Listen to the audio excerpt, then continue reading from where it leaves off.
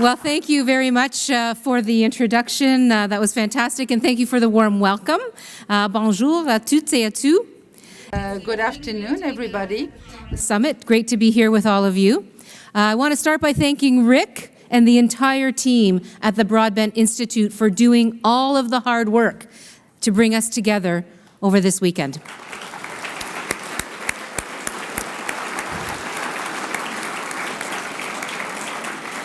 And of course, Ed, wherever you are, thank you for your vision of an institute that doesn't just inform debate, but cultivates intellectual leadership in this country and helps to make us all better organizers, stronger activists, and smarter campaigners.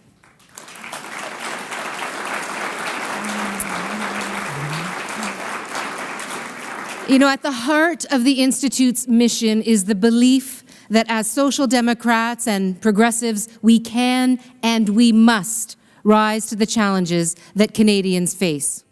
We must step up and offer smart, bold public policy solutions that get to the heart of the real problems of today.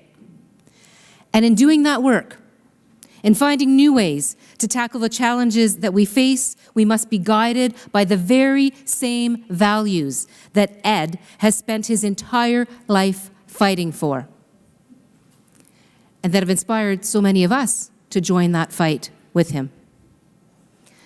The values of democracy, sustainability, and equality. When those are the values that guide public policy, we know that governments can change people's lives for the better. Of course, the challenges we face as Canadians and as global citizens are daunting. Climate change is happening fast, and the real injustice is that it will hurt the most vulnerable people and the most marginalized communities if we don't take action, the right kind of action. First Nations peoples. In a country and a province of such wealth, continue to struggle just to survive, without safe drinking water, without necessary infrastructure, and without adequate health care. And tired, old jurisdictional disputes between governments serve as an excuse for the inexcusable fact that the Indigenous peoples of this country are living without the basics. Housing, education, healthcare, clean water, electricity, affordable food, economic opportunity. In Ontario in 2016. And when it comes to our economy overall, here in Ontario and across Canada, we can all see the deepening divide between those who get ahead and those who are left behind. Income inequality is not just a problem in developing countries or south of the border. It's a problem right here in Canada. In fact, just last year, the OECD reported that Canada has the highest rate of poverty for non-standard workers amongst all OECD countries. And it is that challenge, the challenge of growing income inequality, that I want to focus on today. Of course, we've all heard the same common refrains. The nature of work is changing. The labor market is evolving. Employment is being transformed. But for too many people, that change is not change for the better. Workers who could once depend on a good job are being forced to settle for part-time work or a temporary contract. The kind of work that comes with no benefits, no sick days, no pension, no security, and no union. You know, I've always thought that the most important thing that a leader can do is to put herself in someone else's shoes. And that means standing in the shoes of hundreds of thousands of moms and dads here in Ontario who are trying to piece together a life by working 2 or 3 precarious jobs.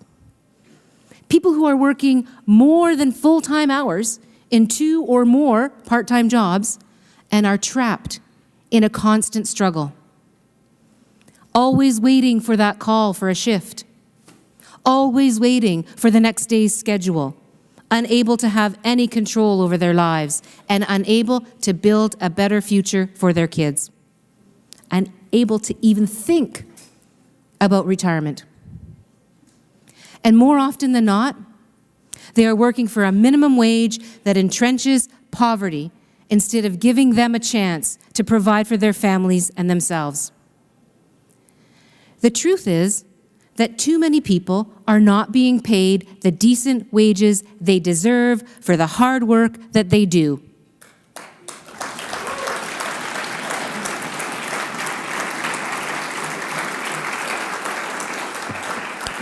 Too many people go without the benefits that they and their families need.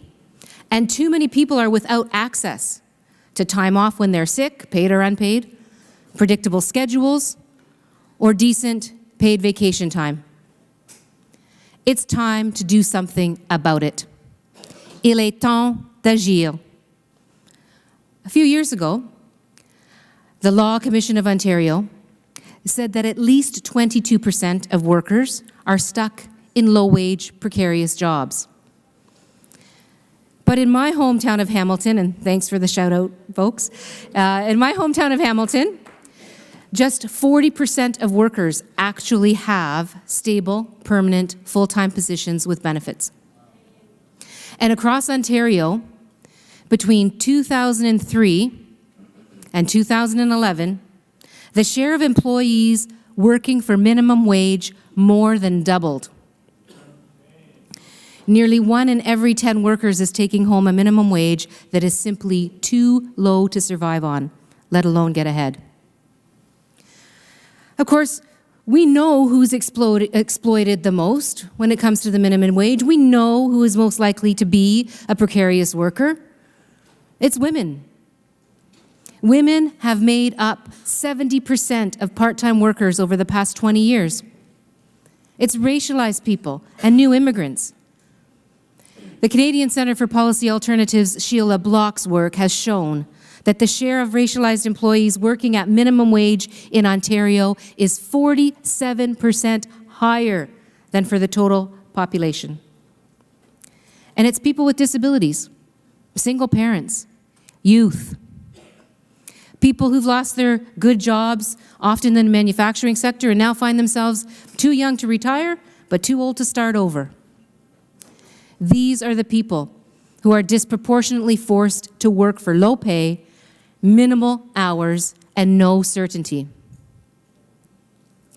The explosion of precarious work over the last decade in this province is entrenching the very inequities that social democrats and progressives are committed to eradicating.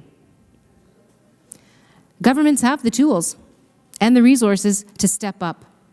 They can help lift people up, make life better, and make sure that every person who goes to work can actually afford to pay the bills.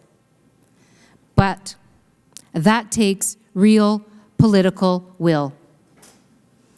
You know, years ago, before I entered politics, as was mentioned, I was working as an organizer at a community legal clinic in Hamilton.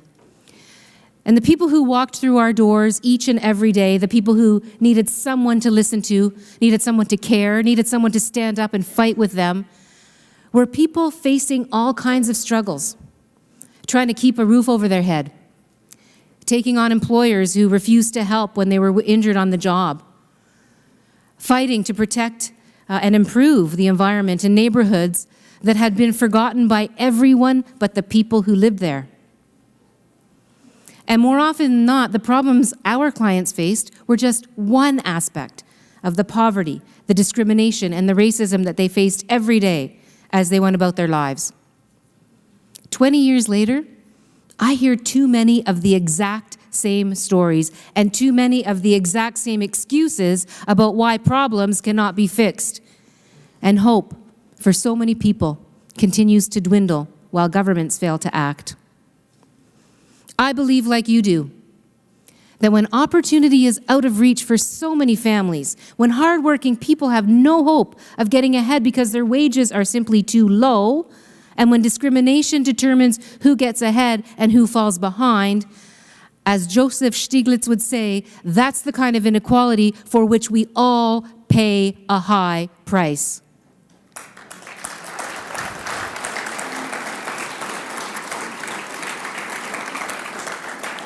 So the question today then is not whether there's a problem, or whether something should be done about it, or whether governments actually have the power to make a difference. We know they do. The real question is whether there is the political will.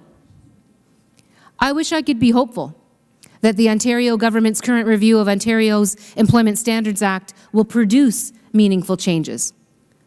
But I got to tell you, a few weeks ago, right here in Ontario, a cabinet minister got up during question period, and rather than addressing the scourge of precarious work, instead talked about what she preferred to call, get ready for this, she preferred to call contemporary mobile workforce.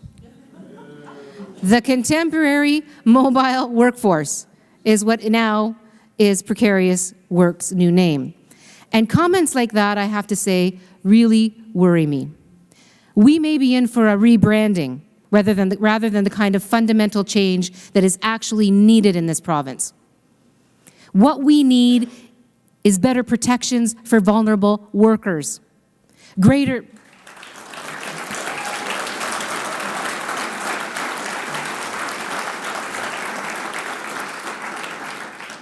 access to the benefits that everyone deserves, and meaningful reform to secure and enforce the rights of every worker in this province.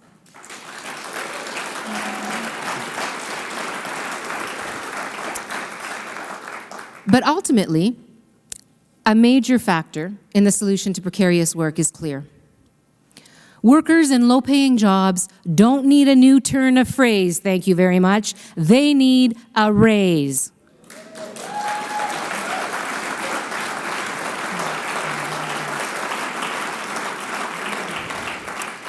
Toutes les travailleuses et tous les travailleurs. All workers deserve to improve their life. It's time to help them. Floor for every worker.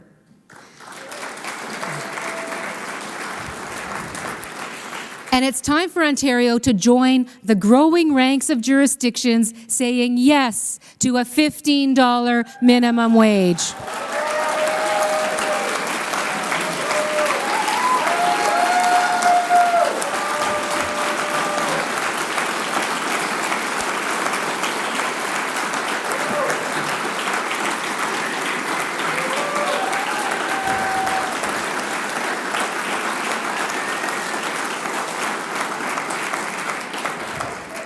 We've seen cities and states south of the border moving in this direction, and we've seen the commitment that Premier Notley has already made. There is no question in my mind the time for talk is over. It's time for Ontario to show leadership and political will, and to make sure that no one working full-time is stuck living below the poverty line. It's time for a $15 minimum wage.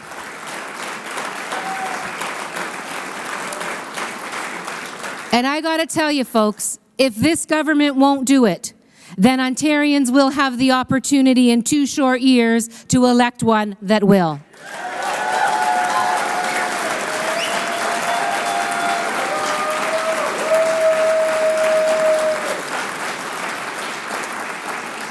And so that comes back to the reason why we're all here, and why we're all committed to smart, progressive public policy. At a time when we face big challenges, when life is getting harder for people instead of better, and when people are losing hope, we need to prove that governments can make a difference. Governments can do more than just talk a good game. Leaders can look people in the eye and make choices that actually change people's lives for the better. We have the potential to build a future where no one is left behind, and where everyone can share in the opportunities that we create. It will take smart, and bold policies. But more than that, it will take a genuine commitment to the values that we all share, the values that Ed has spent so many years fighting for, and the values that are at the very heart of what progress means. So, as tomorrow wraps up, let's leave this year's summit recommitted, enthusiastic, and ready to act on those values. Merci beaucoup. Miigwech. Thank you very much. Enjoy the rest of the conference.